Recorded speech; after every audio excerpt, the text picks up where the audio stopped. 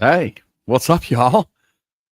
Welcome to the very first episode of Gfpf After Dark, the late night hangout spot for toy photographers and figure fans. I'm your host, Gannon, the domesticated caveman, and joining me tonight is none other than Nico the Wizard himself. What's up, Good Nico? night. Good night, everybody. Yeah, Uh, First show on the night. So we are PG-18 tonight. We can say everything we want and we can take some kind of drink and we can babe. So let's go. vaping, smoking, drinking sounds like my kind of party. All right, cool, Uh, cool. Cheers, everyone. Cheers, everyone. Let me get a cup. Let me get a drink. Cheers. We have some cool guys here on Yeah, the I chat. noticed. We're starting to see some dudes that we know out there. We got Yeah. some dudes that we know. So let me tell you what we've got lined up. We got a fun lineup to kick off after dark. The first of our series, we're going to dive into budget lighting options that can instantly kind of level up your photography without breaking the bank. Nika's then going to crack open Photoshop and walks through some of his favorite tips and tricks with the healing brush. So he can show you exactly how to clean up the photos and the little details and give your shots that more polished finish, if you will. So, More you know, nice. yeah, man. So, like Nice. always, grab your favorite figure and a bucket of popcorn and hang out. Let's do this thing, man. All right. Right on. So Right on. first of all, for people on the chat, that's Yeah. my wife. Hola, mi amor. Hey, I think I see Uh, Steve out there. yeah. What's up, Nail? How Hello, you doing, bud? Stevie guy. Look at H. What's Yeah. up, dude? Good to see you, H. Yep, very first try at this, guys. So thank you for tuning in to our inaugural episode. Hola, gordo. That's one of my friends. Right on. I love it. I love it, man. Anyway, we didn't do a lot of advertising for this one, so we're just kind of cracking in. You guys are our test audience, so we'd love to see what you guys think in the crowd as we go through some of this stuff. But I don't know. You want to jump in it, Nico? I'll jump right in if you want me to. Yeah, sure. All Wait. right. Uh, Lightning on a budget for tonight. First topic, first thread. Uh, Yeah. Everyone, as I always say to my friends, you can put a message on the chat. We can like cut the the speech and start like having some nice conversation about the topic. So, Absolutely. uh, I'm going to make some statement first. We are not being like paid for this. These are kind of a personal decision that we make over the brands or the models of lighting that we use. But I'm going to talk specifically about one brand that's it's Ulanzi. I'm not partner of Ulanzi, but those are like the more balanced between quality and cost lining on the budget thing for me. There are more affordable lights that we already know. We got this like lamps for the desk lamp, the tiny desk lamp that everyone can like buy on IKEA or Walmart. That are like $5. It's going to serve well for the purpose of making photography, no doubt about it. Yeah. We're going to talk about lining on the budget, but more on the professional side here. So, Yep. what's Exactly. Ulanzi? Well, I want to start off and I want to say, like, for anyone that's new into this and looking into the crowd, I don't really see anybody that new, but there might be somebody that joins us in. So I'm going to start off with the basic stuff. I mean, everybody's always looking at some of the more expensive items and the wish lists and things that they want to take pictures of their figs with, but you don't have to spend a ton of money to get started. There's desk lamps that you can use. With a daylight LED bulb in them. If you do that, you kind of want to look for bulbs that are in that 5,000 to 6,500K lighting range. So the colors will look a little bit more natural if you do that. That's one way to do it. You can also use those bulbs in those hardware store clamp things. I don't, what I'm talking about, Nico, where they got like the little silver things around them. Yeah. And, I mean, that's a super, I mean, you get those things for like under $10. And they kind of let you direct the light and aim the light the way you want it. It's another really inexpensive way to do it. So if you can afford a light bulb and $10, you're kind of set with directional light there. Yep. A flashlight. Totally agree. You want to get dramatic with stuff, right? I mean, flashlights make great spotlights, and they you could do rim lighting around your figures.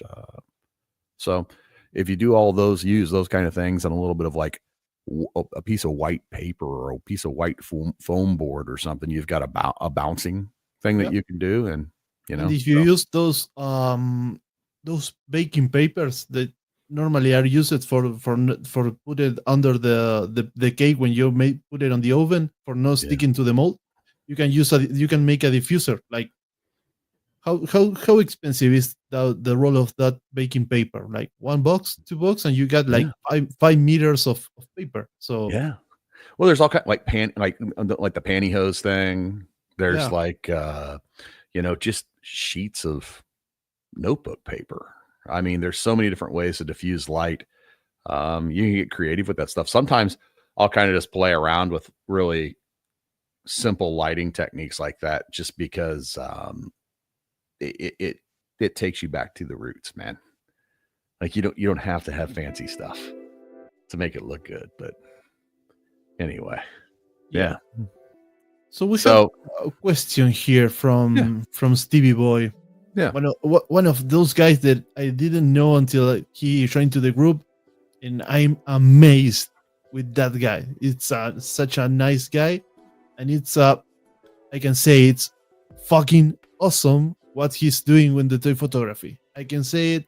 I really believe that it's nailing it. Oh yeah.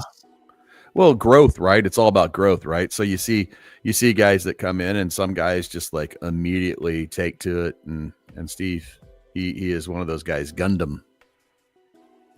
He's your guy, man. Like he's really taken to it, and I love to see the way he's experimenting with his lighting and doing all those things. In fact, probably by the end of the show, we'll definitely probably see one of his photos before it's over with. But you never know. So yeah, I want to. So he says, first question, how to find best spot to top banding on background when time allows? The best spot to stop banding on background when time allows. Okay, so banding on your background is going to have a little bit to do with what format you're shooting in. A lot of times, if you're shooting in JPEG, you're not going to get the enough the information. Exactly. Yeah, you get more information with raw photos. So if you're shooting in RAW and you're getting banding, then you probably need to work on where your highlights and where your low lights are hitting more. But generally speaking, banding's not really a thing you see much of when you're shooting in RAW. I hope does that answer the question at all? There's another side of the coin. When you take the picture, even if you're shooting RAW, you may have some banding when you like go from, for example, from Lightroom to Photoshop, and in Photoshop take the picture as an 8-bit picture, because of the bit rate of the colors are going to be less than if you use 16 or 32. So you may be sure that you're working at least on 16 bits, so the banding will be or disappear, or it's going to be more subtle or even visible. Yeah, make sure you're shooting 8-bit to 8-bit or 16-bit to 16-bit, preferably 16-bit to 16-bit would be how you'd want to shoot. Don't shoot something at 8-bit and try and fix it with 16-bit software. So that'll do it a little bit. But quick tip. Usually some cameras shoot on 14 RAW. There you go. 14-bit RAW. But for Lightroom, 14-bit RAW, it's going to be 16-bit. So it's almost the same. Kind of upscales it, right? Exactly. Yeah.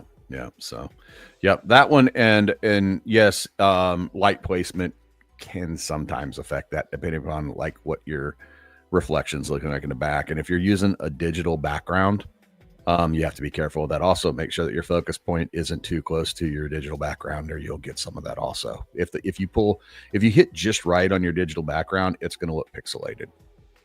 Or I don't know if pixelated is the right word to use, but there is that you can kind of see the moire of the moire effect. The more effect, yeah, is what you're seeing. So Yeah, that's yeah, you want to make sure that your figs then are either close enough and you're using the right aperture that you're getting that screen in, yeah. focus, or you want to be far enough away and make sure that the screen's blurred out enough that you're not getting that more effect, which is can cause that also. Usually, the best solution is to go in like a little bit far from the screen, so you intentionally go like to blur that background to know that it's there, but not to get all the details in order to not getting those more effect, or even when you shoot like in super close to that background, you may get some of the pixels of the background. Hey, Pico. What's up? What's up? Good to see you. Yeah, Yeah, man. That's a whole other topic we could talk about is shooting with a digital background. There's a lot of tips and tricks to that, but I'll often shoot with my digital background to a point where I'll set something beautiful up and I'll go out and I'll create this background that I want to use, and by the time I'm done, you can't even tell what's in the background. It's so blurred out. It just turns into a color palette. So yeah, man. Cool. But anyway, yeah, I mean, as far as lighting goes on that on the very, very low end of the budget, I mean, there's no reason why you can't set up a really, really good lighting setup for under $10 or less. So yeah, just think about the hardware store. All kinds yeah, of things you can do. yeah, totally. So Even with no budget, there is always some kind of workaround to shoot like near a window and get some soft light from the window. Maybe put some kind of those plastic papers to make the like a filter and color the light even from a window. So with yeah. almost no budget, you can do it. Yeah, and you can get gels from Amazon. You can buy photo gels, which are 8x11 or 12x12 clear plastic sheets that are in multiple different colors. So you've got, your red, green, blue, orange, all the main colors that you'd want. You can actually mix those two together to create diffuse the light even more and create different colors with them. And you can buy those on Amazon all day long for like $5 or $6. So Yeah, that's another one. yeah, I would say that the next step into the evolution of where you want to look at with lighting would be the LED panels, right, Nico? right on. Yes. Nico's got a whole variety of these. Yeah, But indeed, I have. so there's a few brands out there. All of these are Amazon friendly, by the way. You can find all of these on Amazon, and all of these are very budget friendly. You've got brands like Newer, who do LED panels, $40 for the 2 light kit. There's a 2 light kit you can get on Amazon for $40 from Newer, and they're dimmable, and they come with stands.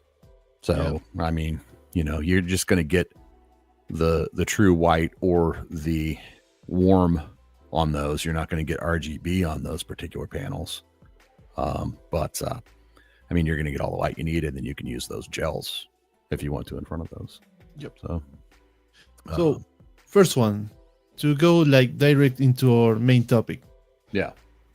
Ulanzi, it's called like the VL120 RGB LED panel. Okay, Mm-hmm. this one it's for you can see. This is my hand. It's a small one. About the size of a mobile phone, right? Yeah, it's half an iPhone Yeah. for Yeah. for getting some like That's on like kind that's of like the reference. non-max iPhone size, right? Like, I mean, I have to have a max. We know why I have to have a max, Nico. But Yeah, I know. But what's cool about it? It's really really small. It's lightweight. I mean, this it's like almost no weight. You can get like 1, 2, 3, or 4 on your backpack and make some cool lighting on the outside, inside. In super affordable. This thing costs about like 20 in the range in 20 to $30 on Amazon. You can always find some kind of offers or sales on Amazon to get it like a 2 pack for $40. It is like one of those kind of multi-purpose light. You can do everything. Yep. I'm not going to power up so you can like no be super bright on the camera, but it has like 3 modes. It has a color temperature control mode, so you can go from the warm light to the cold light in the same mode. Mm-hmm. and it always has a power output control, so you can manage how bright is the light. Okay, then it has an RGB function where you can put from the, if you can see on the back, you can go through all the spectrum of colors, Yeah. and you can change it, the hue, the saturation, or the brightness of the color that you are getting. So that's the And 120, right? that's the 120 RGB. Yep. There is a 120 non RGB that is only got the control temperature mode.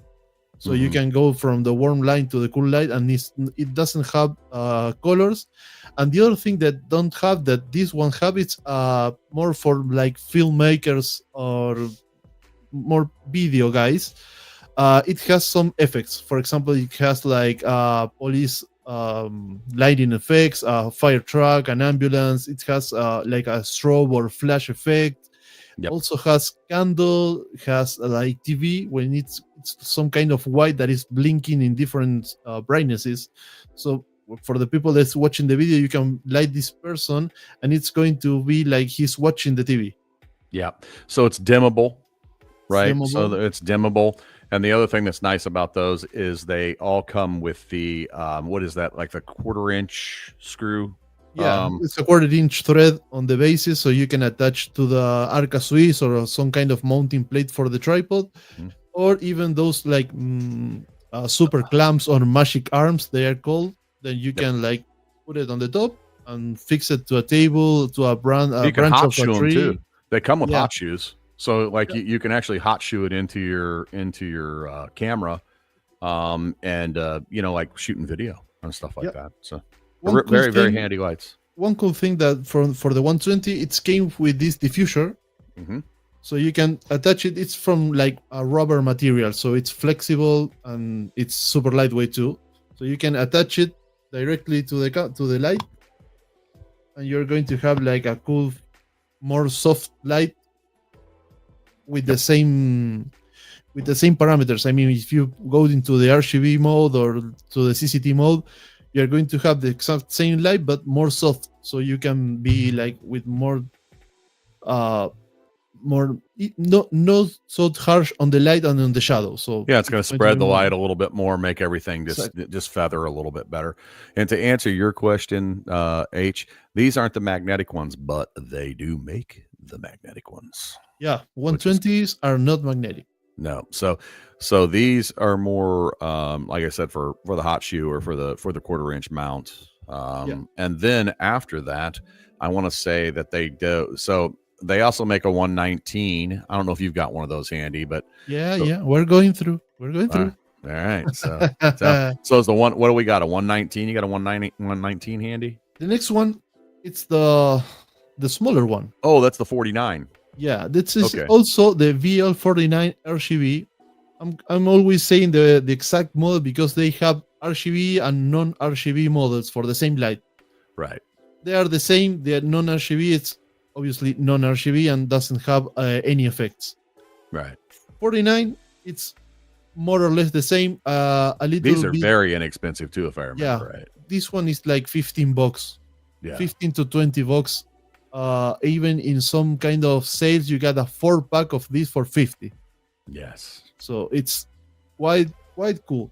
It's more it's smaller than the 120, so it's in the full power it's less brightest, but this is attachable with another one. It has like this whole shoe on the top and on the sides, so you can make you can put like more of one on these hot shoes and make like a panel of 49s.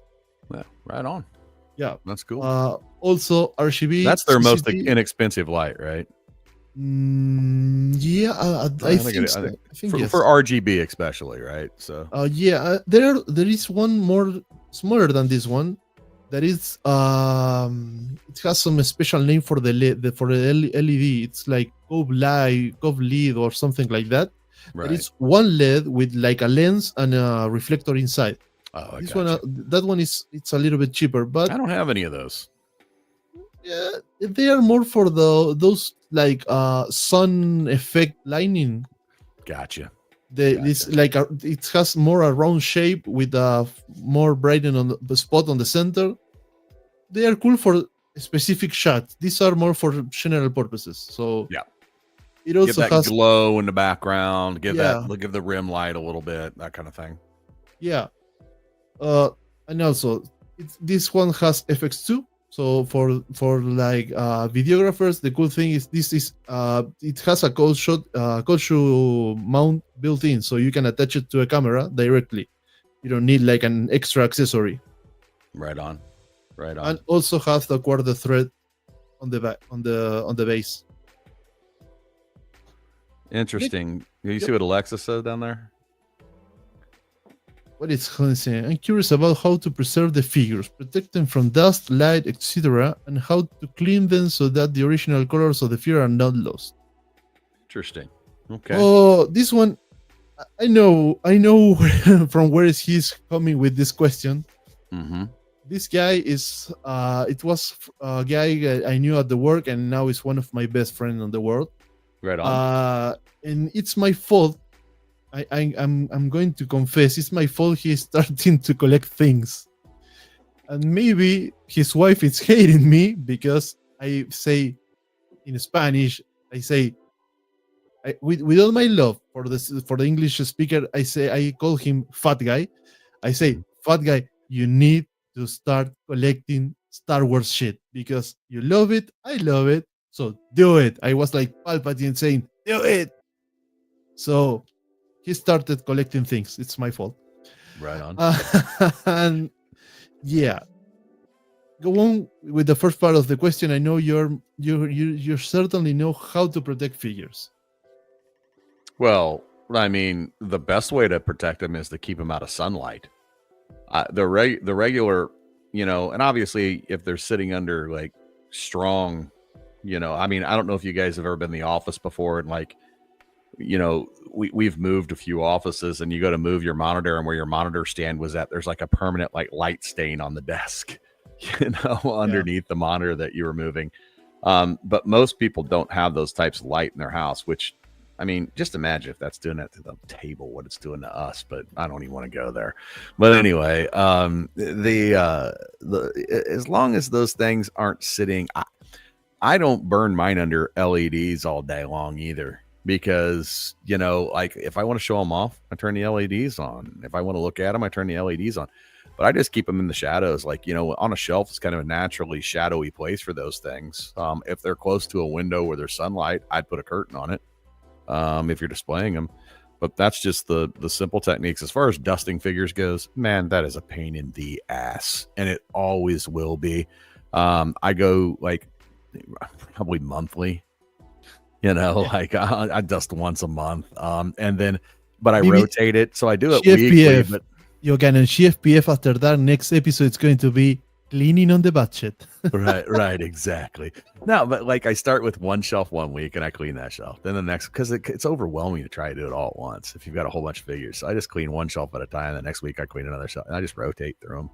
It gives you an opportunity to, as a collector, to like look at the things that you have and maybe repose them. I want to try a different pose on this or, whatever. So, I mean, we are just adults playing with toys. So this is the best friend for the collector.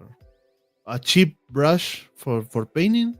So you can like brush your figure and take out of the dust. Canned air also works very well. I mean, you want to like get a little desk air and just blow them off. There are some kind of it's going to be a weird word. there is these air blowers that you can buy on AliExpress for like $10.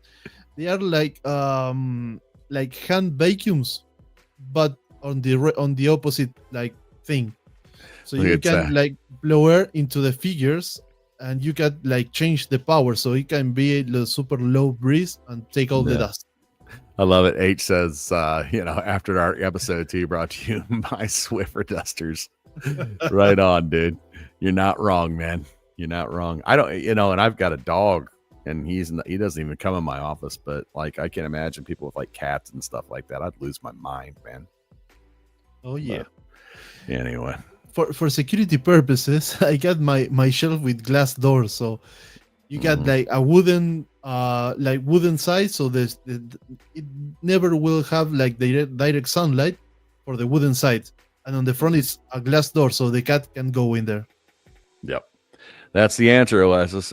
There is no easy answer, man. It's like you better invest in some good shelves with glass frontal if you don't want to dust a lot. So Yeah. that's about the only answer on that. Anyway, and then somebody asked up here. Let's see here. Do we have any recommendations on the waterproof ones? Does Lindsay make a waterproof one? Oh yeah. I thought they did. Yeah, it's just got like the little cork that goes in it, right? Because Yep. they're kind of all waterproof. Well, the ones those little cubes that they make that are waterproof, the things that make them waterproof are just putting a little cork in the back of them, right? So the USB or USB-C doesn't get wet, right? Yeah, it's like those like phone super cases, super protective cases that have like a rubber door. So you got the USB covered by a rubber cork, and they are good to be like they are IP6 or 7, so you can put it like 1 meter or 3 feet under the water for half an hour without problems. That's kind of cool. You can come up with some cool shots in the stream. Like 6 inches of water. You can do some pretty cool stuff with that. Yeah. Yeah. Sure. Absolutely. What's our next model, dude? Also, we got the old and trusty Ziploc bag. So, oh yeah.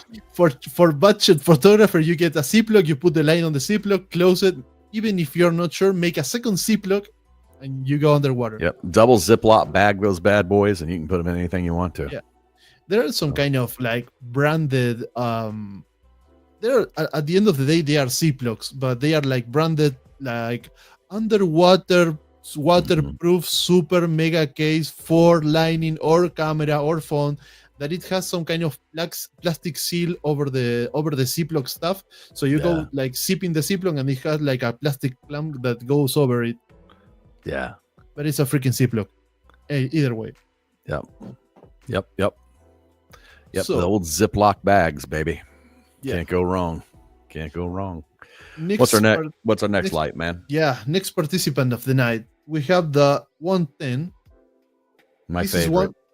This is one that is this only version is RGB, so the name is VL110. This light costs about 35 to 45 bucks on Amazon or eBay or AliExpress. And this one is a hell of a light. It's super versatile because it has the same like control temperature mode. It has the same RGB mode.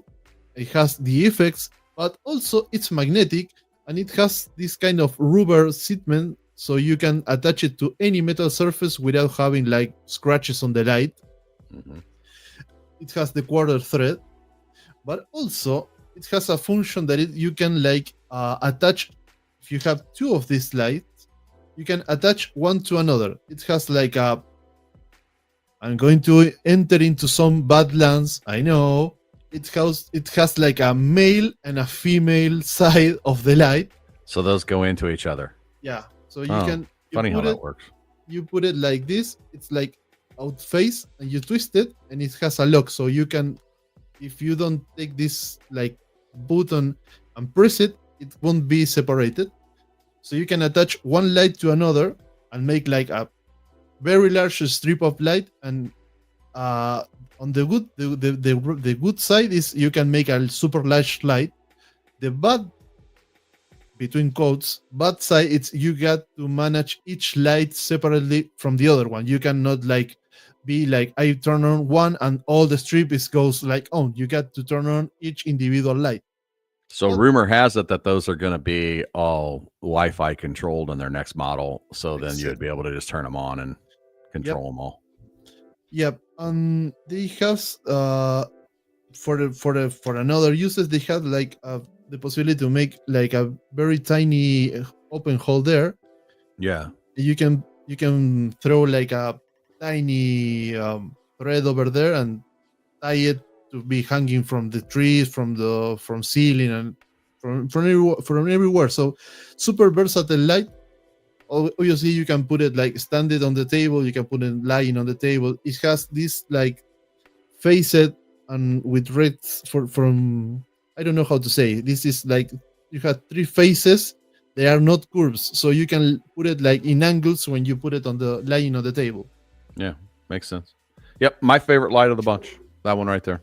That's definitely and very budget friendly. Yeah, there is a like a smaller version of that one that is called the light stick. Yeah, Yeah. it's the size. It's half, exactly half of one of that, Mm-hmm. and you get the same specifications, but in the half size. So it's like more versatile in order to smaller scenes or put it on the backpack. You can achieve like 4 instead of 2, Mm-hmm.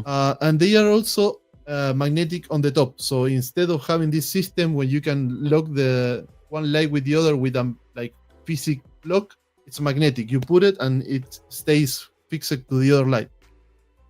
Yep. Yep. That's we love those. That's like I said, my favorite light of the bunch. Yeah. And last but not least, I got the lightsaber from Ulanzi, The 119. 119. Same functions. I mean, color temperature, effects, RGB, but huge. So if you are into, for example, hot toys, 1/6 scale or sideshows, mondos, those kind of big monsters, this one is for you because it's one light and you can cover all the subject with one light. That's what This she said, one, Zach. yeah. That's what she said. PG-18, we warn it. Oh. This one, I get one bad, like, mean critique for this one. You know, everyone, I am the guy that has always a mean critique. And we're gonna get into that for sure. Yeah, but the thing is, if you're lining a subject that is in the front of me, I would love to have the control panel in the back of the light. Because every time that I want to change the settings, I'm blinding myself with the light because the light is facing me. Right. So I got to put the arm here in order to not blind me, change the things, and then go like, oh, okay. So I try even to tear down one of these and try to rotate the control panel, but this has some things inside that don't allow me to make it. But I will get there eventually. Nico's gonna re-engineer this thing and sell it back to Yolanzi, and Yeah, we're gonna fund everything that way. So it's the Gfpf model. that's exactly right. The Gfpf model of Yolanzi 119. We'll call it 119.5. Yeah. There you go. For making There an you go. example, I don't know you, but I'm using those of one for lighting me on the stream, and this is how it looks. So cool lights, cool prices, full of function. I mean, it's not only one light, one color. You get like a lot of possibilities inside one light. And maybe there are some kind of people that say, there are some brand more like fancy light, like Lume Cube, or some light that maybe one light is go from $100. Mm-hmm. We're Well, talking that's about cheap. lights. If that's one of those little Lume cubes. It's like the size of like a salt and 49. pepper shaker. Yeah, I mean it's insane. You know, and I don't want to diminish what Lume Cube does because if we're being completely honest, they are a higher quality product in terms of the build quality, Exactly. the battery life, things like that. But they're also not built for beginners. Like No. you don't have to go out and buy that stuff to get a good photo. I mean, I don't need to run my lights for 2 hours to get the shot that I need. So, and I would say that that's really the biggest difference for me is the I mean, if you're going out in the field and shooting someplace like on location, then maybe you might that extra hour or half hour or whatever it is that you get would be a big deal to you. But most of the time, you're pretty close to a charger. And if you can buy 6 of them for the price of one, then you got plenty of battery life because you've got 6 of them. So We have talked a lot about these Ulanzi lights, and as Gannon said, we are not trying to tear down LumeCube or any other brand because they are great. The thing is that we all need to start in some point where that we are not investing a lot of money because we are starting. So for starting, maybe one of these, like for the 49, you spend $20. You can do a lot of stuff. Meanwhile, you're using it, you can learn about how to light. And then if you go like, okay, I'm going to be serious about the toy photography, or even photography in general. This also, it's a super cool option for product photography. Those guys that go, for example, for a restaurant and take picture of the dishes, you can use this. Mhm. And for $20, the return on the investment, it's quick. I Quick. mean, it's quick. You can get return of this in 2 sessions, 3 Yep. sessions maybe. And like Gannon says, the extra battery hour, it's something important in some cases. The cool fact about these Ulanzi lights is that you can run it from from a battery pack or from the wall. You can use those portable battery packs like for charging the cell phone with the USB-C cable, and you can run it from there. So you can do, for example, 4, 5, 6 hour shooting with those battery packs. And if you're in your studio or in a controlled environment and you get access to a power brick that goes direct into the wall, you can use it from there too. So always you have power on the wall, you have power on the light. It's like limitless lightning. I love it. Yep. I love it. Cool. So that goes through our group of Ulanzis. Let's talk about a little bit about controlling lights, because I think one of the things that like a lot of new photographers have an issue with is how to control the light. And when we talk about that, it's different ways to diffuse the light. It's different ways to direct the light, to calm the light down, so you don't get those, especially with action figures. You know how they can be really shiny. And so there's, without taking a thing of, clear coat after every one of your action figures, there's a way to like calm, which by the way is a really cool thing to do. But you start to calm down those hot spots and things like that. You get on your action figures with some pretty simple things. Budget things would be like Nico was talking about earlier: wax paper, an old shower curtain will do it. I'm going to turn on my camera for a minute, and I will make some magic and be right back. Okay, now it looks like I'm flying solo here for a minute. But like things like black poster board, you can kind of shape the way that you can take unwanted shadows away and light reflections. Don't underestimate the power of white foam board, man. Like, reflecting light. Let's say that you've got like a one light setup and you're trying to take a shot. I just bounce that off a piece of white paper, or bounce it off a piece of, put it opposite side of your light. So your light's here, put your poster board here, and you're going to get a shot if you angle it right, where you get both sides of the face, one a little bit more lit and one, that's still you can make out features. So it's not so much of a Rembrandt lighting all the time. So, and I won't even get into Rembrandt stuff, but here's the magic. Yeah. Following with the subject about lighting on the budget, I'm trying to take some kind of quick sum, but for $5, I made 3 different modificators or things for light. And I'm going to use the lovely 110 because it's the one that fits on the camera frame. Right. But for making an example, you get it's a regular black cardboard piece, the hard one. So you can put it a light, and you can make like a barn door where you can direct the light, and you get like one piece of cardboard for $50 or 50 cents, and it's why it's like 2 for 3 feet. Yeah, 2 by 3. Sorry. So you can get a lot of these things. In fact, I made it also for the 49. So you can like control the light with this tiny cardboard piece. And as I say, I make a lot. Oh, yeah. And the other one, with an old box, I painted the box with black. You can bounce it black for filter the light. Mm-hmm. But the cool stuff that I did with this is in the other side, I use a silver tape. Yep. The silver tape cost me about $5 in the hardware store. And it get some serious reflection off of that. Yeah. So you can see in my face that I can do this. And it's going to change the light. I'm going to bring the light, and it's going to be like this. Yep. So you can feel a subject with this. You don't need to buy like expensive reflectors or expensive stuff. And you can always the funny thing here is you can always like make different sizes Mm-hmm. with pieces of a box, paint, and silver tape, and that's all you need. That's awesome. Yep. Yeah. That's a great tip. That's a great tip, man. Cool.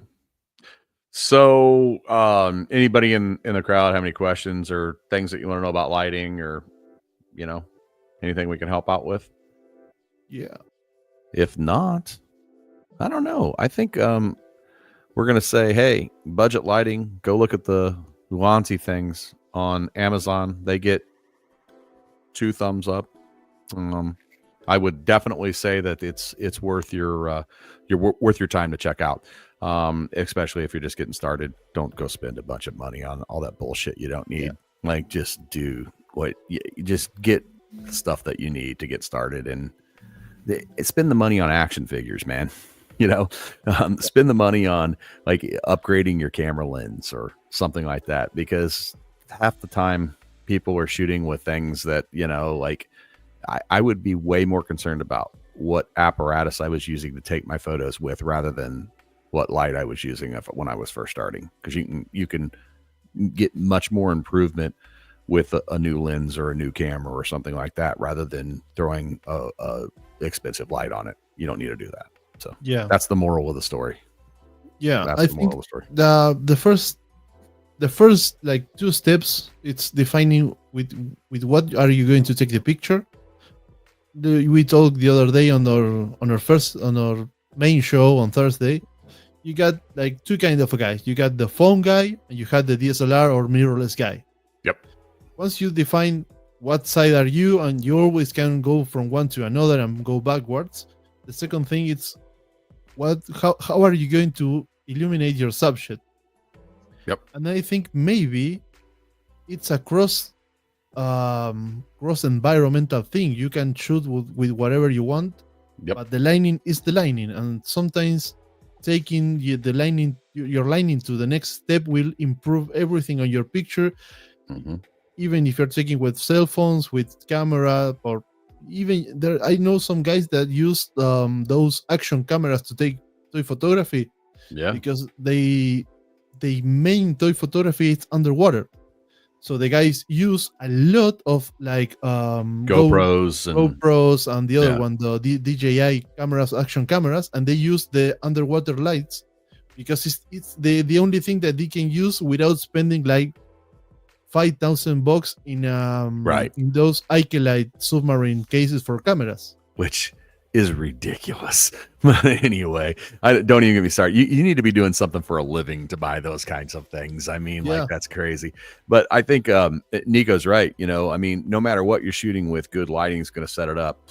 I think the point that I want to make more than anything else is if you want to take your photography to the next level, if you're at a beginning stage with it or you're even intermediate, I don't know if going the difference between an Ulanzi light and say I don't know what was Lume Cube is going to make that big a difference versus you might step up like, hey, I'm going to buy an SLR camera of some kind, be that mirrorless or whatever, instead of spending the $1,000 on all of these Lume Cube lights.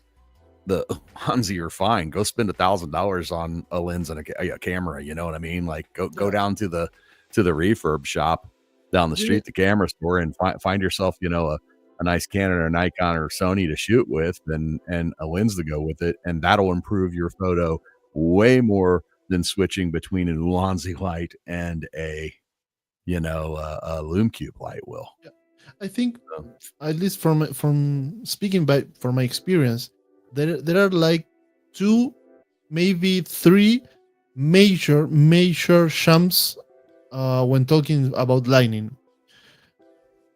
The first one is when you go from lighting with a window, with the daylight coming from a window or a desk lamp or something like non-made for photography, and you go to the first semi-professional stuff. For example, Ulanzi. Yeah. When you get those first lights, you may not see a huge difference if you have like a newer Ariolancy, Lume Cube, Godox, all that kind of LED Yeah. light stripes or light LED panels. Yeah. They are super similar in terms of the light that they produce. Mm-hmm. As Canon say, you had some difference between the building quality, you had some difference between the battery life, you had some difference about, for example, if you can control it from your phone with Bluetooth, Wi-Fi, or it has like um, a remote control that only works with that light, or you had all an ecosystem of one brand that you can use with one remote control. That kind of things, they are true, that happen between some kind of cheaper side brands to the expensive side brands, but they are like in the same segment in terms of lighting. And the next jump that you may like really feel, it's when you go from these like LED panels or LED stripes to more professional high-end equipment. It may be strobes or flashes, or it may be those LED cannons that you have from, for example, Aperture or Godox light cannons, that you may have the cheapest one. It's maybe like $600 to $800 each. Yeah. They are not RGB. They are only white, and you must to buy shells. Right over in that corner over there, I've got across the room over there, I've got some Profoto strobes sitting over there. I used to do a lot of photography of people, like headshots and those types of things. And so those, you have to imagine all the lighting. I mean, when we're shooting toys, things are a lot smaller than the lights and some of the, diffusers and things that you need to take pictures of people. And so when I was doing it right. And, I spent thousands and thousands and thousands of dollars on flashes and things like that. And, at the end of the day, I mean, if that's what, you're making some money doing it or whatever, it's great. But, I don't think any of those things are necessary when you're building an Instagram feed and you're taking pictures of your toys. You can get just as good a lighting without spending that much money. I've never one single time busted one of those flashes out to take any of my photos, and they're sitting right there. They don't make sense, because the thing, when we were talking of toy photography versus living stuff photography, it may be person, it may be animals, or I don't know, a race or a car, a race from cars. Mm-hmm. The things is the living things are moving, so you need super specific power output from the light in order to make a one shot with one amount of light. Stop motion. Yeah, stop the motion. Yep. Or don't be, or don't get a blurry image. Yep. When we're talking about toys, the toys is fixed, so you can use a low light source. You can use higher shutter speed. You can even get a super wide or super close aperture to get more or less. That's exactly right. Well, imagine shooting it like, f11 to get everything in focus, and then at the same time you're in a dark room, you're not outside under the sunlight, and you need to stop every bead of sweat that's coming off of the athlete that's, doing whatever they're doing. And it's, you get the water splashes and all that stuff, and you can do that at, a 200 shutter speed, one 200th shutter speed, because you got your flash synced to that. Yep.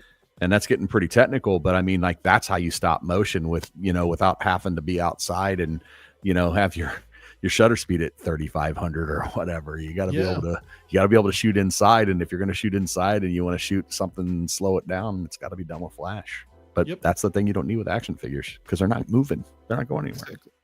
So, Totally agree with that. Totally agree. Yep. It is kind of fun if you're trying to like catch some water drops or stuff like that. I mean, it's always fun to bust a couple of flashes out, but I haven't done that yet. Maybe that's something I'll do. Ding. Idea. Bing, bing. Get a flash out. Anyway. All right, man. So I think we covered what we want to cover with budget lighting and lighting in general. Nico, I don't know how many of you guys out there use Photoshop. or you want to get into Photoshop or something. But it is absolutely, I think you have to learn it, like at some point, or GIMP, which is the free version basically, but very similar. Yep. And it is the most powerful photo product out there. I don't care what anybody else says they have. Adobe's got this product that they've just owned the industry with for years, and now it's very available to everybody out there. Adobe Photoshop, which is bundled with Lightroom, I think goes for $19.99 a month on a membership. That thing used to cost $1,200 a year.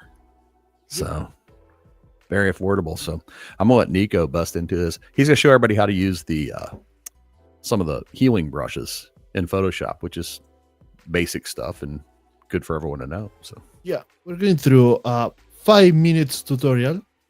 We can go deep in this if you want. If you're someone get some question on the chat, just put it over there. We are going to cover these tiny things of how to make some pictures to pop up and be more like, I won't say professional, but be more nicer.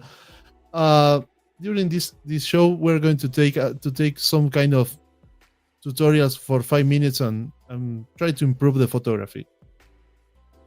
So, speaking about healing brushes, first thing that I'm going to say, I got my Photoshop in Spanish, but I will say the things in English. So don't freak out. We're going through this, no problem. And the first thing that I want to say here is I got airwashing on his underpants because it's funny and we are appreciating. So I love it. First thing, there is some kind of tools that you can make in order to see the blemishes or the imperfections that you have in Photoshop in your picture. Okay, I'm going to use a method that is called solar curves. There are a lot of them.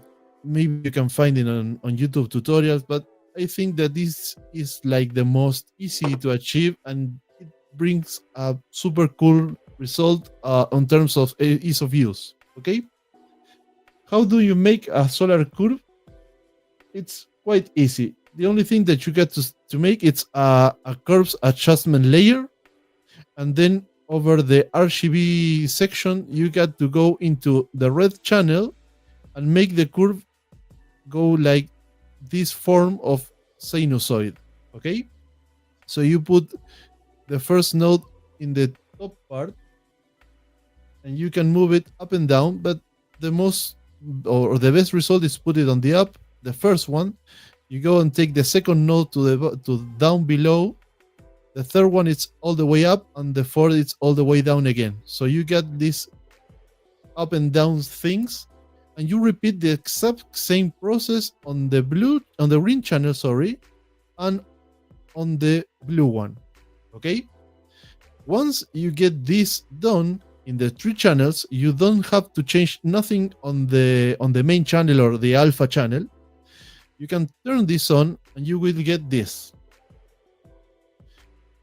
This new tool will allow you to see things that you can see directly on the image. So you can now work on the blemishes that you got in your picture more easily than if you're not doing this. So how it's at least my workflow, I create a new empty layer over the original picture, and then I go through the spot healing brush, and with the spot healing brush selected over my empty layer, I'm going to check the box that it says sample all layers. That will assure me that I can take content from the underlying layer and put it on the empty layer in order to cover the blemishes. So, for example, I'm going to work on the lower part of the picture with this spot healing brush. I'm going to change the side, and I'm going to cover all the blemishes. And you see that those blemishes are disappearing, but I'm not being into a destroying or disruptive edition because these changes are on the empty layer that I created. So I can change all this. If one of the blemishes, for example, I want to leave it there, I can go and I can like delete the part where I corrected the blemishes and put it again on the picture. So what's the point of this? If I take the solar curve, I turn it off, I won't see all the blemishes, but they are still there. So if I want to be sure that I take all the blemishes that I don't want in my picture with the solar curve, it's one of the easiest way to achieve it. I also can work over all the image, and I'm doing this in a quickly way. I also can work over my subject. For example, if it has some blemishes over the body, I can fix them with this tool. And I'm always working over the empty layer, so I can change the addition over.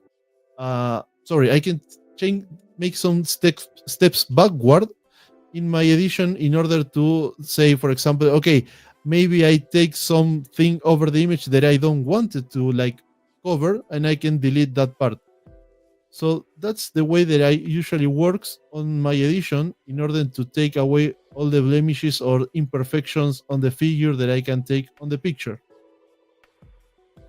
All right, that's awesome, man. That is awesome. Okay, cool. That's a new trick for me. Even I haven't done that. I do it a different way, but that's a lot easier than the way I do it. So, I learn something new every day, man. I will say something before anyone says something on the chat.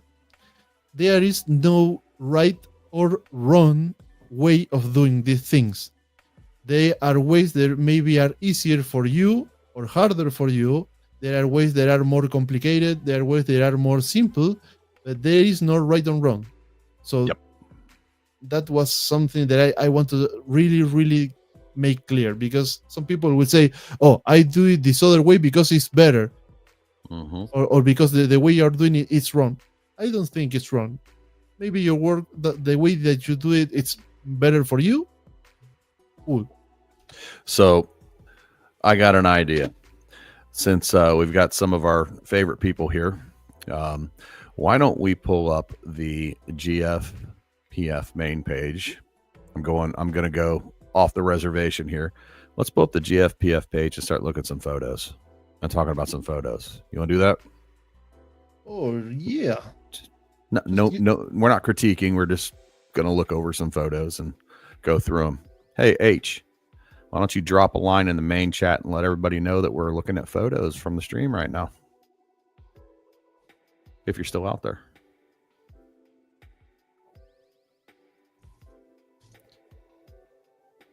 Okay. Thank you guys for hanging out with us tonight too. We really appreciate it. Let me know when you see the screen. I'll let you know.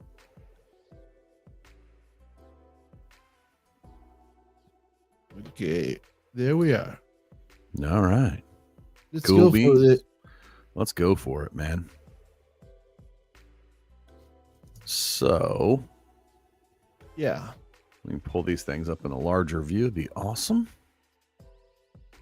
Yeah, let's just start going through some of these bad boys and looking at them. Okay. Oh, first one, Stevie. All right, Steve is here. How the hell is not any comments on there? Let's put some comment. Yeah, put a comment on there. There you go. Let's go. So, what I'm going to have to figure out, this is part of the learning curve for us guys, so forgive me, is I got to figure out how to see these pictures better. Probably glasses would help. Ooh, you never want to accept the age come with glasses. Right. Right. Exactly. So who do we have here, man? This is for New England Fix. That is really cool. I love how the three faces are in the three panes. Yeah, I get an idea. I'm going to go for more down. No, we're cool. We're cool. Yeah. Next one. This is from Don. Look at Don. Always comes up with these really cool and creepy ways of everything with Don is horror. He's such a big horror fan. Yeah. So between that and Mythic Legends and he's Savage, real no, Savage Savage Crucibles. Crucible, Savage Please, Crucible. That's it. please. He's going to Yes. have a heart attack if he's going like, oh, I'm not associated with Mythic Legion. Please, Savage Crucibles. Remember that time we were on the stream and I was like, "Did you guys see that Mythic Legions was on sale?" And they were talking about Savage Crucible. That's not Savage. I was like, Yeah, don't insult bro. me. What chill, bro? So I'm still learning all these. I love those the tree behind the subject with the face. Yeah. It reminds me about the Mortal Kombat 2, those stage that where you were fighting on the woods and you got the faces on the wood saying, "Oh, standing." Yes, that's right. Oh yeah, that's right. I remember that now. Yeah, gotcha. So you see that the fig with the goat's head and the wings, right? The skeleton. Yeah. Those were on sale in a 2-pack this week. I want to say from BBTS. I saw those. I think in a 2-pack on sale. I think maybe that's the. See, I get those two things confused though. Like, does the Mythic Legion? No, I think it was Savage Crucible. I'm pretty sure it was. So I don't know who else makes them. This is where we need H at. H would be chiming in here now, going, "No, idiots." Yeah. H, where are you? He'd be like, Handsome "No, guy. you idiots. This is what this is." He knows all the figures up one side and down the other. So no, cool shot, Don. Yeah. I wish Don was here, man. But, I get some cool news about BBTS. I didn't know, but on the US, you're going to the Labor Day. Am I right? Mm-hmm. So Yes, in BBTS, there are some kind of Labor Day sales where you can get over to 90% discount in some figs. So yes, I saw that. It's crazy, man. Take 1 freaking minute of your time. Go to the BBTS webpage. That I'm having reserved on another browser, so we are going through that in a while. Yeah, we'll definitely go through that. Take a look because there are fucking cool sales. I mean, the other day I know that I told you already, but the other day I get the first wave of the Silverhawks from Super 7, the full wave, about 4 figs for $60. That's insane. When those figs are usually in the range of $70 each. So I get four figures for less than the price of one. That's insane, man. Go check the offers. Well, yeah, nothing wrong with good deals, man. Nothing wrong with good deals at all. Yeah. Yo, Multiverse Gram. Yes.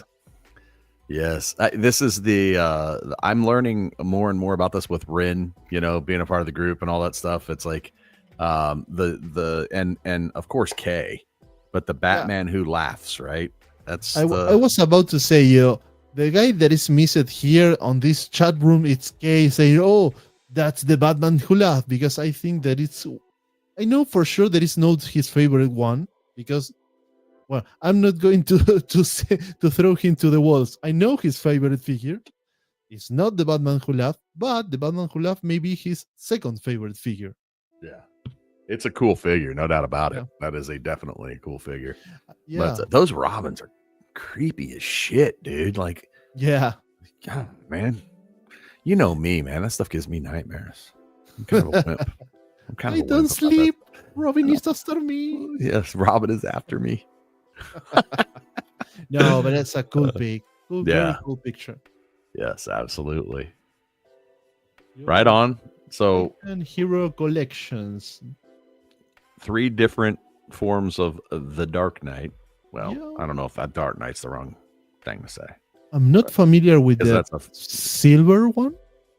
I'm not either. See, once again, this is where we need the pros in here. Yeah. Because, but yeah, I mean, it's cool. Are these all McFarlane figs? Yeah, I don't know if they're McFarlane's, but they look like the old versions with the one single joint on the elbows, but 2 on the knees. Yeah. Well, cool shot. Yeah. This is cool. This is cool. Pac-Man playing Pac-Man there. Yeah. Is that a Pac-Man fig? Or is it like, just because I don't remember Pac-Man having a nose. No, yeah. He doesn't have a nose on the game, but in the actual arcade, he's like this with feet and hand and arms, like figure. Also, it has eyebrows. Did you see H, by the way? H said Val Kilmer is the silver one. When we were talking about that last picture, he said Val Kilmer is the silver one. So well, that explains it. Val Kilmer sucked as Batman, but I mean, that's just my opinion. So what do I know? Who's your favorite Batman, Nico? Movies or figures? Movies. Christian Bale for sure. I mean, I like Christian Bale also, but my question is do you think Affleck got a chance? no. Right? No, He didn't no. get his own movie, right? I mean, I don't dislike Ben Affleck as an actor, but for me the best like in character or in role person who really made Batman come alive, it was Christian Bale. Yeah. I don't Because disagree. the guy, his mind went in Bruce Wayne mode. Mm-hmm. It's like when we talk about Robert Downey Jr. playing Iron Man. It's Mm-hmm. I can think in I can like think in other actor playing Iron Man because it's he. I mean, for me, Iron Man is Robert Downey Jr. There is no other guy. So Right. the same goes for like Bruce Wayne. Well executed at the actor side, it's Christian Bale for sure. Right on. Cool. So okay, Kevin Conroy's my favorite Batman, but that's animated. That's what H said about it. So I think that we'll see this as a running theme with our group. There's a lot of Batman, or as Jared would say, Batmans. I think he calls them Spidermans. So Yeah. I call them Batmans. But Spider-Man, I think I'm not a huge fan of Spider-Man. Don't kill me. But I think that Spider-Man is always Peter Parker. Right. So what figure is this? This is the It's a Medicom toy, Spider-Man says, but yeah. it looks low. Yeah, it looks weird. I don't know if it's a cape behind or it's like some kind of effect, like a web effect. I don't know. It's cool though. I mean, again, Ar- I like the lighting in the picture. Articulations looks dope. Yeah, the articulation looks amazing on that. But Yeah. in the picture itself, I love the fact that it just kind of looks like it's on like a tabletop or something. But Mhm. the lighting is cool that they've done with the juxtaposition before the two lights. Oh, there's a lot of Spidey things here. Okay, that's a cool pose. Interesting. The hand poses too, man. I mean, like some guys really know how to do that, man. Like I would just Man, I love the thing that the guy has a vest. It's like my grandma made it. I have to use it. It's it's lovely. right. So I think H is right. I believe that first one was the 2099 Mafex Batman. So Articulations look like Mayfix. yeah, that's cool. I dig it. Oh yeah. There is some Spider-Man 2099 from, I don't know if it's Marvel Legends, but it's for Hasbro for sure. But it has these things on the arms like the gloves of Batman with the things on the forearm. Yeah. But on the Marvel one, it's like huge things. It's like almost until the height of the ear. It's like 1 meter thing on the arm. Right. No, for sure. Cool. Yeah. So the aliens are all the rage right now, right? Yeah. We just covered this in the live show yesterday afternoon. We talked about the new Alien Earth series and gave some thoughts about that. And if you guys haven't seen that video yet, go check it out. It's been really Cal did a good job of breaking that down, and the discussion that came afterwards. I think all of us ended up being between like a 6.5 and a 7.5 on the series. So about a 7 is an average on the series, right? If we were ranking it out of 10. So yeah, but we made the statement. We're like putting some kind of scoring now with a 7 or 7.5, but this now the final, like the real score of the series will go by the end, because we need to see what happens, how it's developed, the character, how is the the story development. So we need a lot of more to be able to say, okay, this is a actually it's a 6, a 7, and an 8. Yeah, agreed, 100%, 100%. But at this point, it's driving me crazy. I'm loving the show. I'm really, really enjoying the show. Toy Imagination. I've been watching this guy's stuff for a long time, and what always blows me away with this guy is his dioramas. Yeah. And like, even like, he'll make something look new. Like, you could have seen it like 20 times, but it looks different in every one of his photos. And I absolutely love that. So it's another good example of, you don't always have to have 50 bazillion things. Although I think he has 60 bazillion things, but like every single time that I see this particular diorama and him doing something with it, I'm like, it looks different, which is awesome. Yep. So for sure. Yeah, Man. I mean, you can have like 2 dioramas or 3, but when you master the lighting, you master the practical effects like smoke or some kind of. I'm not saying Haze, fog, lighting. No, lighting. those kind of like effects with light that are not lighting the subject, like the kind of thing of filament lighting, like Stevie does with the lightsabers or the blasters. Mm-hmm. You start to be in another level, because you can have, as I say, 2 dioramas, but make 100 pictures that you are not going to see the same thing in anyone. Yeah, Toy Imagination always comes up with like these very cinematic looking shots, which I really dig. So great job, man. Toy Imagination. Yeah, great job, dude. Oh, Hikayasha.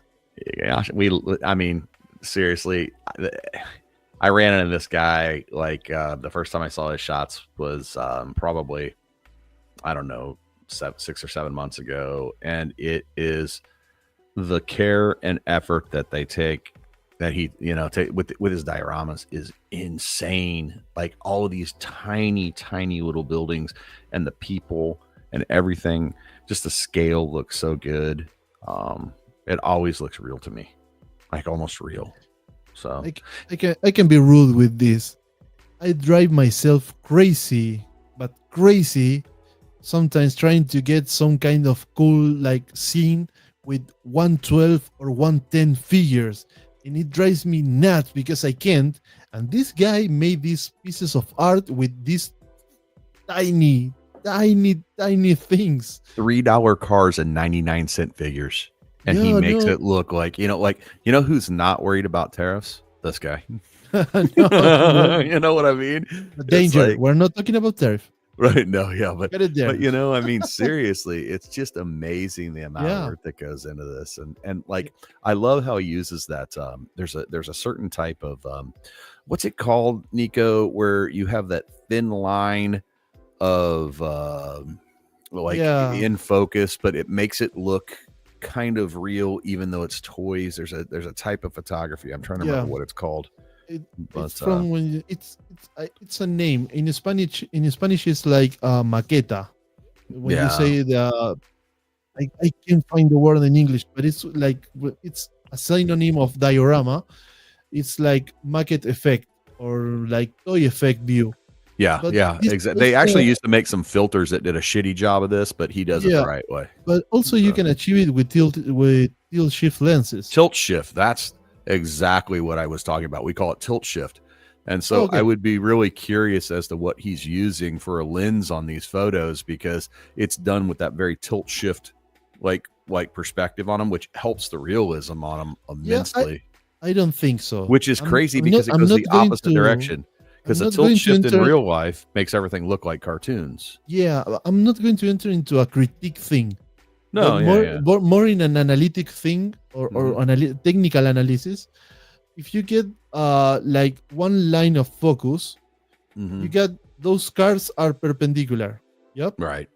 So if the car that has the module sign on the door, it's in focus, the white card on the left shouldn't be on focus on a tilt shift lens, because it's way in the front. So I think what I'm trying to say is it's probably not tilt shift. It's not tilt shift. He's using a macro lens of some kind, but it looks like Yeah. what tilt shift looks like of real cars. Does that make Yeah. sense? That's Yeah. more what I'm trying to say. It's yeah. Yeah. So Those lenses are cool for perspective control. In fact, in Nikon, it's not tilt shift lens; it's PC lens for perspective control. yeah. And Well, there's all also, kinds of ways you can home make those too, yep, like like like pulling the lens off the camera and like yeah. holding the lens out in front of the camera while you're shooting through it. You can kind Mhm. of get some of that stuff. It's interesting, very Fun, interesting way to fun, shoot. fun fact for Nikon lovers: Nikon has a 40 millimeters 2.8 perspective control and macro lens. Yeah, that's the That one's got the thing, bend in it, right? yep, Does that one bend? Yeah, yeah. yeah. You can bend it sideways, up and down, and also you can rotate it for making some kind of weird stuff. Mhm. But that lens skyrockets like for $5,000, and it's Hey, not look who it's joined not us. out of focus. What's up there across the multiverse? Finally made Finally it to made the it to the show. show. Yay! You must be. Are you on the West Coast, dude? Like that's one of the reasons we wanted to do this show. As we refine it more and more, we'll try and tap into that West Coast audience. Even though it's on a Friday when you guys are probably all out at the bars and drinking and having fun, but Yeah. we'll be here just for you guys. So Oh. hey, there we go. There we go. So, I mean, I like the backlighting on this, obviously. It's it's a very stark contrast between the figure and the background, and I really like that high contrasty look between the two. So that's my 2 cents worth. I don't know if on the chest of the figure those are like actually lights or reflections or some kind of effect, but they Well, look cool. sorry, that's too small for me to read, Nico. Didn't mean to interrupt, but can you read in the hashtags up there? Is the whose toy is this?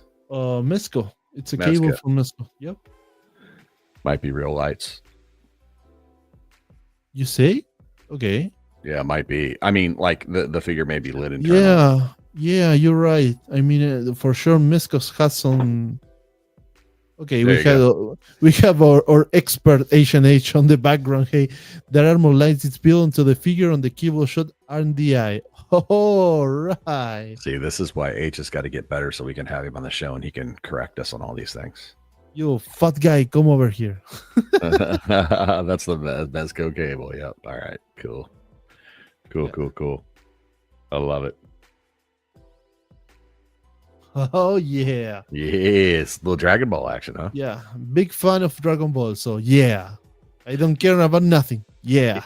You know how you usually see like the DBZ guys like lit up like just really bright photos of them because of all the color and everything. What I dig about this one is the way that this one's lit, with the red light in the background, and it just that's so different between what we usually see when it comes to Dragon Ball versus this particular photo. So well done. Yeah. Okay. What's a collab? So featuring only this guy. Mm-hmm. La Donde. Nice person, La Donde. I talked with her a lot of times. Such a beautiful person. So hope you're watching this. At least recorded, but hi, La Donde. Yes. He even gave you the thumbs up. Do the magic trick, Nico, real quick with the Apple. Give us the Rockstar one where they get the with your hand gestures. You know what I'm talking about? Oh, this one. Yes, like that. So you gave the thumbs up and it showed the thumbs up a second ago when you did it. But then the other one is like, what's the Rockstar one? Oh, this is fireworks. Oh, this is the Rockstar. Oh, the Rockstar one. Yes, do the Rockstar one. Yeah, but sometimes it gets some kind of, I don't want to save my computer. Right. So, I must give it some time in order to say, okay, he's doing the thing. He's doing the thing. No, there it goes. Yes, that's pretty cool. I'm jealous of that. All right, the guy's going to buy a freaking Mac only to say, "Hey, look at this! Look at this! It's make a glow with the head with the thumbs up." Right. So so this photo here, I don't know either. It's what I love about it is the lighting on the face, and the separation from the background. My question is was this done in one shot, or did he do multiple shots and layer that in, or does he have a snoot on a little, like a little snoot or something on his Loom Cube or Ulanzi light, as it turns out. You see what I'm talking about on the face? How the lights. Yeah, I really don't know. It don't posted like backstage or on any other info. Yeah. But yeah, you're right with that question, because it may be like a multiple exposures with different light angles. So yeah, It's a great shot. Yep. Love it.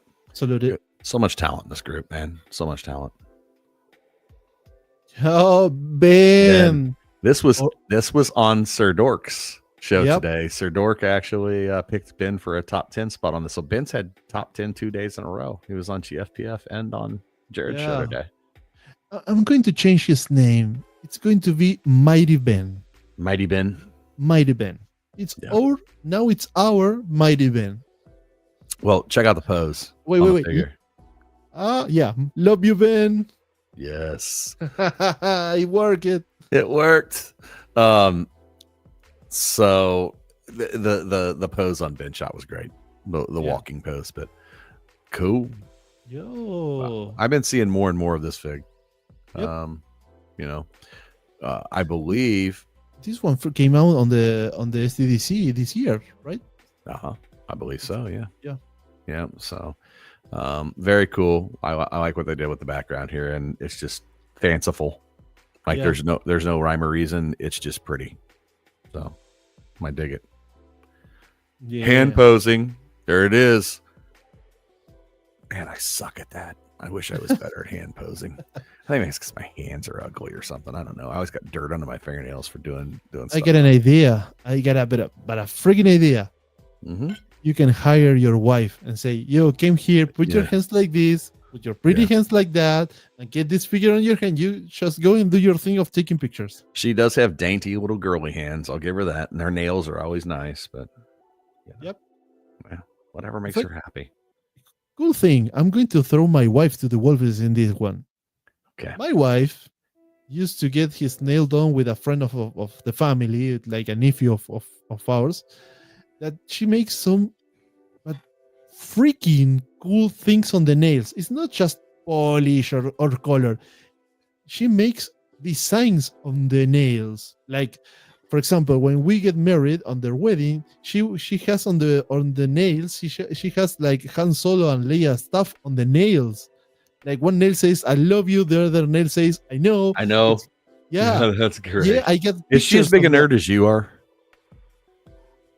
I'm not going to answer that question. I'm going to. You don't want to get in trouble. No. My wife is a nerd, but in a different way that we're nerds. She's an accountant and a CPA and a math nerd, all of those things. And so she has just recently taken a liking to all things geek. Like she's really gotten into.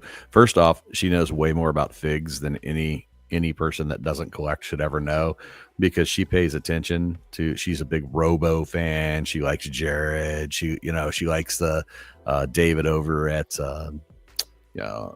displaying model behavior. And the other night, and every Monday night she goes, is Raven on tonight? We got Ravens across the stand. So she always wants to see what's going on over there. So I've converted her a little bit. She hasn't bought an action figure yet, when I don't want her to, because that just takes from my budget. But my wife the other day was, I only interested in 2 things of action figures, and only 2. Inuyasha, and I showed her some figs of Inuyasha, and she was like, "That's ugly. I don't like it. I pass." And then she was for one of Digimon. I can't remember the character of Digimon, but she told me, "If you buy me something about action figure one, or Inuyasha, or this one from Digimon." Yep. And I was okay. I know they're opening the Pandora's box, because if I get her into action figures, my house is here's my wife. Yep, It says Mimi from Digimon. Does So anybody out there does anybody have a partner or that's is into collecting like they are or into anything nerds? If you do, throw something in the chat. We'd love to see it. yeah, Love to see it. you What don't be. I won't use a bad word, but don't be one of those. We know that Britney is starting to making action figures photography. There you So go. bring Britney to here, throw her into the wall. We are all family here. Speaking of guys that outpunted his coverage, look at across the toy multiverse here. Yeah, that's Yeah, the key. buddy. Get the latest into collecting. Oh, I love it, man. Yeah, Uh, we've all got our crosses to bear, man. yeah. The other day we in the group we have on Gfpf. Don't forget, go follow Go Features, Photo Features, Go Figure Photo Features on Instagram. The other day was talking with the school guy about curtains. Off topic, curtains. We all know wife love changing curtains on the house. So if your wife is not into the collecting stuff, is not into the action figures, is not in some kind of nerdy stuff, go buy some curtains for your wife, and your wife will be happy and will leave you with your figures and will not make any trouble. Or better yet, just give her your credit card. Let her go pick the curtains out. That's even better. No, I don't know. Oh, I love it. All right, what we got next, Nico? My wife say that we have to negotiate. Negotiate. I love it. Oh, okay. Little Doctor Who action. Don't know. I mean the phone booth, yeah. Doctor Who, 100%. But the two guys, I don't know. Well, I think the fig is Doctor Who. Also, see, this is where things escape me though. When you get into like, I want to say that's Marvel Legends, and I'm not sure which. This is H. Bail us out. Who's the bad guy here? This is when it goes over my head when we get deep into who the figs are. I recognize Doctor Who there.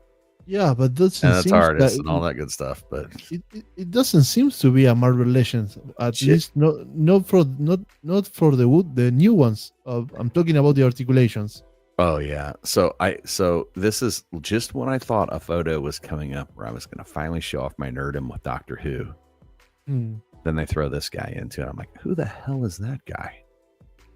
But that is Death's Head from X-Men. Death's Head. Death's Head. Death's Head. So we need a villain named Sheesh. Yeah, man. Nice, good looking figures, but more about the photo itself. I mean, so the subway tile, killer. Love the subway tile in the background. Extreme sets dioramas. Yes. Mm-hmm. You will never say that it's a printed cardboard. You know what's impressive? So it's awesome. H just said this. He said, "I don't know who he is, but I know his name, and thanks to Robo." So that's a perfect example right there. You want to talk about a guy that knows every figure, Robo. But the fact that H actually remembered that, impressive victory. Yep. Go. No. I'm going to pass down. We don't. You should tear this one apart, Nico. Who is the idiot that made this photo? Oh, that thing is terrible, dude. Look how I cut the end of the staff off on the thing. Oh, don't go into there. No, I cut the end of the staff off that thing.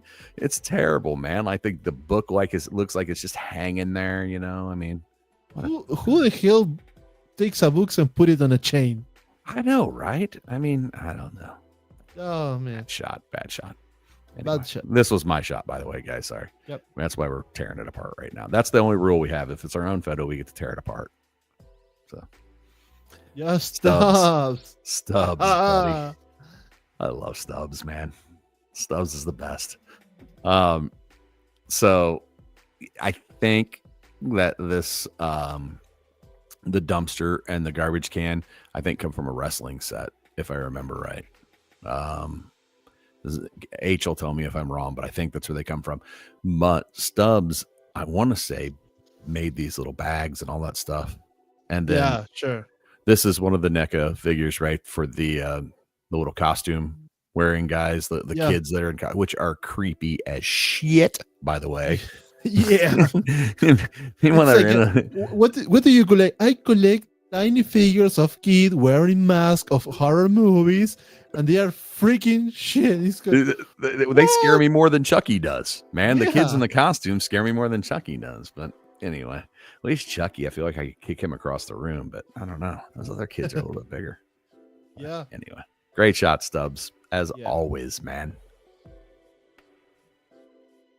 Oh. I almost bought this the other day. It's on sale. 5K No. toys. Why the Kung Fu Panda ish figure is it's in 5K? I believe that's on 5K toys right now, and I think he comes with. I think his brother is sold out, but there's two of them. No, but those are the wait.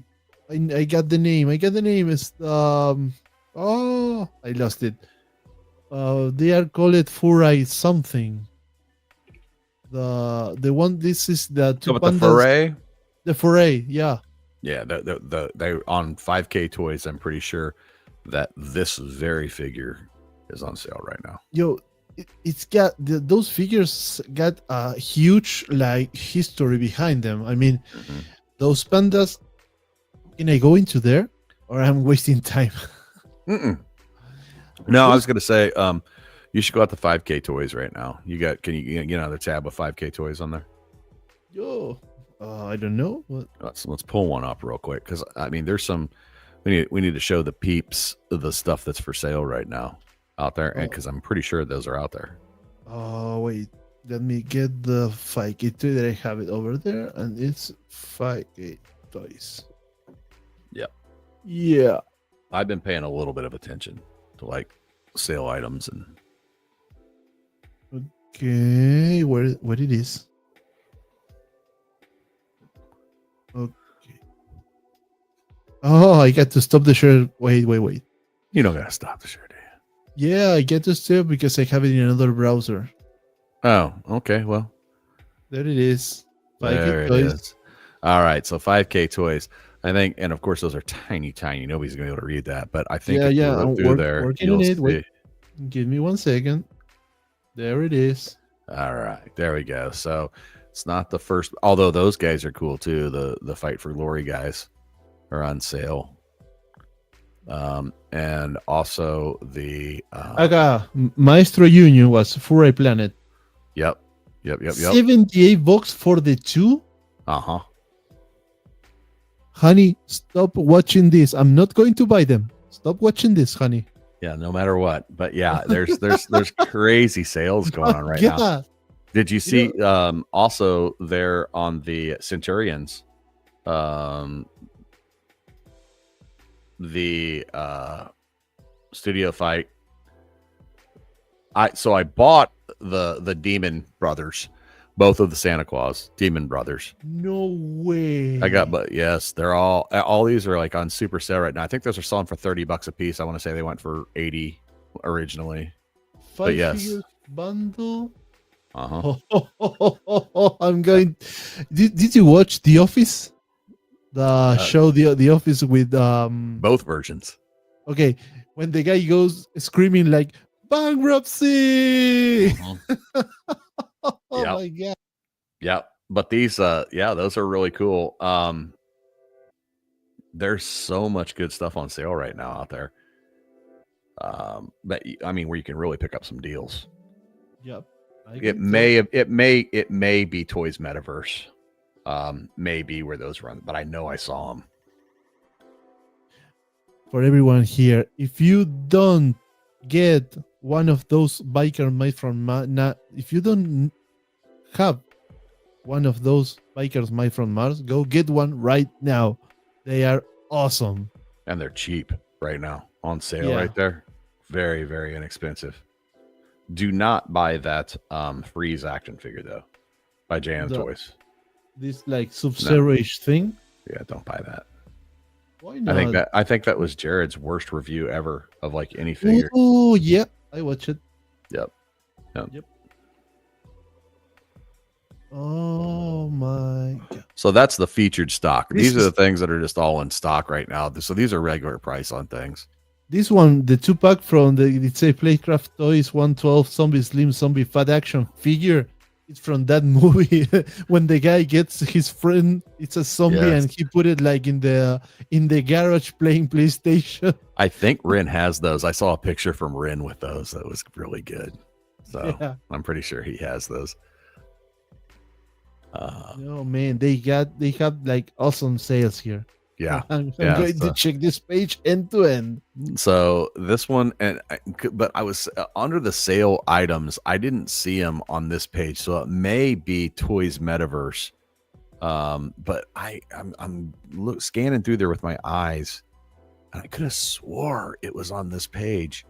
Maybe they sold out finally, but yeah, they had those furry figures, and it was So maybe it's Toys Metaverse, but Well, they are not here at least. But man, I got to check this. They make look. Here we go. they make international shipping. Yeah. Yeah, you can get those Ah, anywhere. So that's see oh, it. See, I wasn't crazy. There they are. oh my So God. I think what they did is these are warehouse finds. So they find them in the warehouse like long after these things have sold out, long after they've sold out. But they find them and they'll have them in the warehouse and they're all damaged packaging. So when I got the 2 Santa Claus guys, the packing on them, both of them was just effed up. Like it was terrible pack, but the figures were fine and all the parts were fine. Just the box was ripped or whatever. But I paid $29.99 for a figure that sold for $80 new. So That's a hell of an offer. Yeah, I'm excited to see what those look like. So he's talking about. There you go, Shaun of the Dead figures. Yeah, I'm watching here. They are on. It's a good price. I mean, $153. So you see which one? There's only one available over there, right? So the other 2 are grayed Yeah. out. So the only one you could get, I believe, is the black and white one. Yeah, the version B, the Yang. Yep. But see, I wasn't crazy. I told you I'd seen those on sale. But if you go to BBTS, they are for like this amount of money. Mm-hmm. So it's on sale, but it's a weird sale. I mean, well, but here's the thing. The I don't 2-pack think is 180. So yeah, I don't think. Yeah, save like $20. But on 20 the or 30 bucks. Probably spend that in shipping though. Yeah, but on the single ones, are most on the same price. But I don't think you're in the sale section anymore though. Yeah, I'm on the Are sale you sure? section. Yep. Oh, okay. Yep, sale. But just the fact that they're in stock is amazing because like those aren't easy to find. So, and I don't know if you've ever seen one of those pictures up go, ooh, daily deals. Daily deals. But wait. I get to see this. I don't know how many action figure junkies we have out in the group here, but in stock, the 2-pack is $165. Yeah, and the other was 158. So it's not so much saving. Pretty close. And they are like $85, and in the other are 80. So $5 of saving. It's not a huge saving, but if you are in the US, maybe you got this flat rate shipping taxes for $5. Maybe it's cool if you get like 5 or 6 figs, you can make some saving. Mm-hmm. Yeah.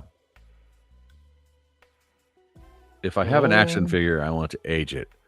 What do you recommend? Painting it or aging it with Photoshop? Depends upon if you mind it looking aged forever. I mean, if you want it to look new, then you could age it in Photoshop. But I always like practical when it comes to that kind of thing. So a little black wash on that thing will go a long way. And if you're not familiar with black washing, and it sounds like you are because you mentioned painting, the black wash is the way to go. I think they make all the figures look 1,000 times better. The 2 things that I would tell every action figure collector to have, or especially someone that's into photographing their action figures, would be know how to black wash a figure and get some of the rub and buff. They make it bronze, they make it gold, they make it silver. And the third and final thing would be spray every single one of your action figures that you take out of a box with Krylon or some form of a clear coat a matte clear coat, and it takes all the shine off the figures and it makes them look high dollar almost immediately. If you don't mind, I'm going into full Spanish mode because Alexis is my guy. Okay, let him know. So, sorry for the rest of the audience. Gordo, pinta la figura. No te hagas problema y barnizala con barniz tipo aerosol con acabado en mate. Después te paso el detalle. So I was saying the same of you, but in Spanish. Paint the damn figure and then go and clear coat it with matte finish. Yep, that's exactly right. Yep. I'm going to get my clear coat for showing him. Wait. Yeah, we'll show you what the clear coat looks like here.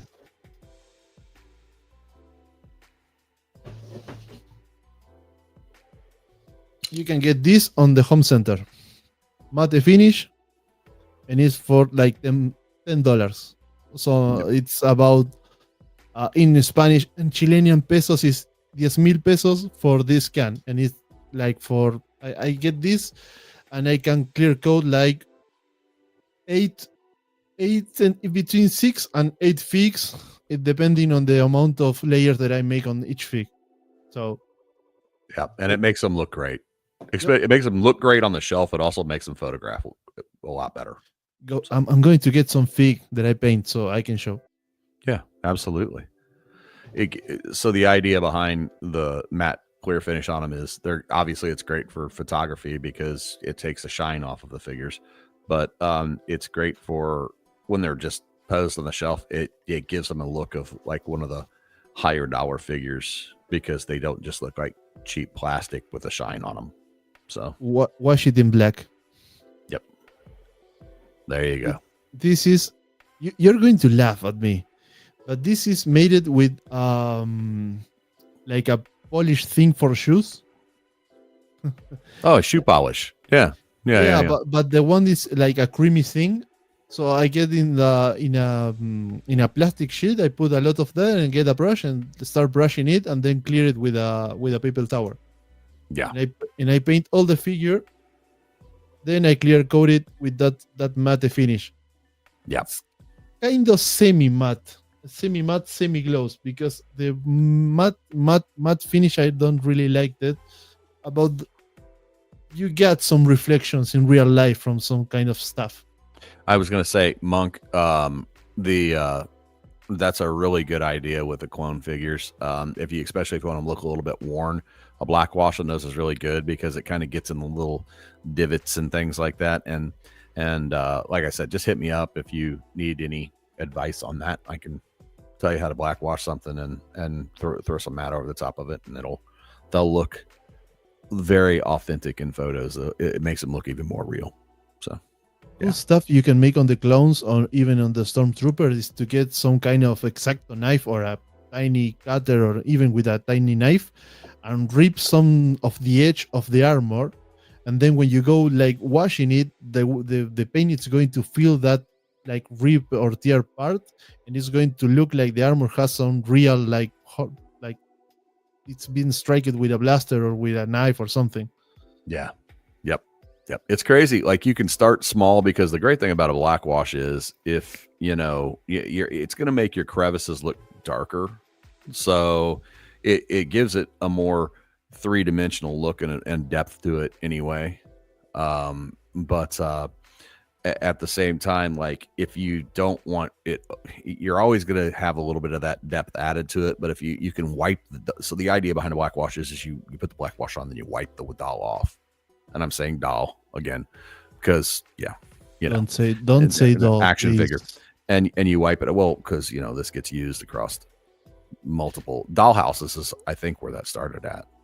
That's how they would wear their dollhouses. Next time you say doll, I'm going to. Anyway, but I'm sorry, I don't need to get into history of that. But anyway, when you're playing with your action figures, what you want to do is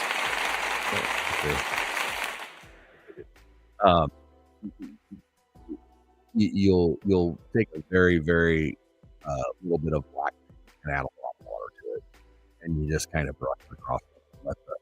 Let that run into the crevices and let that run into things, and then you'll take a paper towel and wipe it down, and then where that paint wants to stay, it'll stay there, and it gives it kind of a natural looking weather. Yeah. It's an easy way to do it. So Let's look at deals. daily deals. I'm going Yeah. to start with the daily deals. And that's because the other ones are like a lot of deals with a lot of categories. So daily deals for today until tomorrow at 10 a.m. I think it's Central Standard Time, CST. Mm-hmm. Yep. You get amazing deals. Like how many is on this page? Because usually they just have like 4 or 5 deals, and it's like, yep, good grief, man, they went crazy. They went crazy today. Exactly. Oh, the sky is falling. The toy world, everything's getting more expensive. Oh my god. Well, just Ganon, go out danger, here, man. danger Go out zone. here, man. I want so much these Bob SquarePants SpongeBob figures. They are awesome. Yep. What are those? Those are 1/18th turtles, though, right? Yep. Yeah, the they are from Playmates, so they are no much of the original ones from the movie. They are more from the comic or from the cartoon. From the cartoon, yeah. I gotcha. What else Wait, pops out at you? You can get the Witcher from McFarlane for $9. Zoom in on that so that everybody can get a look at that. Now, is that? Yeah, I mean that's articulated. So I mean, yeah, by McFarlane standards, I mean, yeah, it's a 7-inch figure with a lot of articulation for $9. It's like bargain. Yeah. Well, I think the sculpts on these always look great. Yep. So $9, kids. $9. Yeah, I mean that's a deal. Yep. And you wanted to watch the turtles, so the turtles look like this, highly articulated, but not like from the movie. Are more like cartoonish or comic. Yeah, and they're 1/18th, right?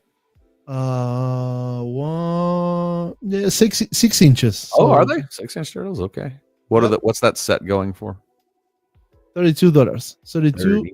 $33.25. So less than $10 a piece.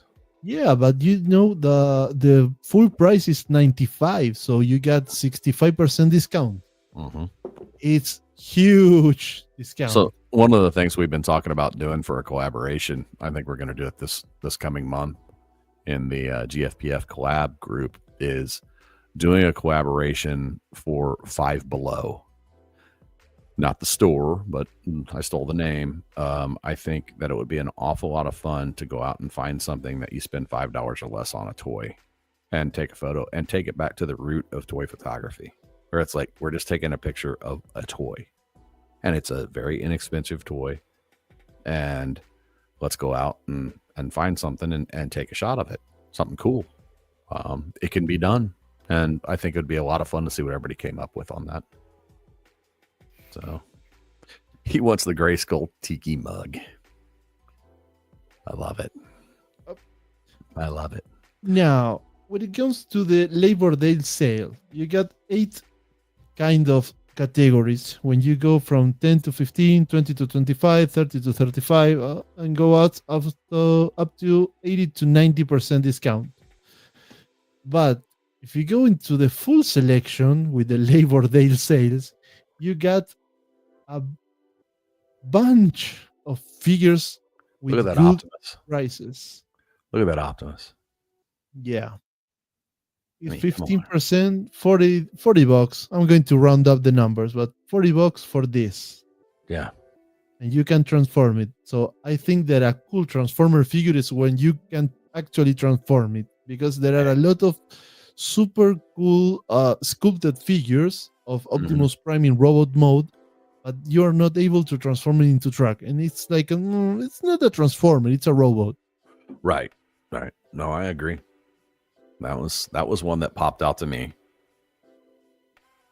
15%, 15%, man. Yep. What else? No, 35% in this Mesco from CI show. You know, we have a lot of CI show. Destro. I think it's Mesco. So you can pick up a Destro, a Mezco Destro for 60. What was it? $60, $65? Yeah, you get for $65 when it's usually on $100. Yeah, $110. Yeah, I've seen that go for. So, I mean, come on, guys. That's Mezco. Highly detailed, a lot of accessories. So, yeah, the accessory pack on this looked pretty cool, actually. And I was noticing, like, so I have the there it is. Right. I have the Hasbro version of this, and it has, but the case on this, I think, actually has real lights in it. Like you put a battery, there's a battery in there, and the lights up. H, where are you? H, calling to H and H. Yeah, this thing, it's lighted. Yeah, wait. It actually says on the ad, it says features light up function. So yeah, the case is actually lighted. In practical light. $65, guys. I mean, come on. If you're a G.I. Joe fan, you got to have this Destro. No way. You can. Oh my God. Yeah. You can tear in the damn gun. I mean, you can. And Destro, he's one I don't want to clear coat, or I don't want to clear matte his head. I want it nice and shiny.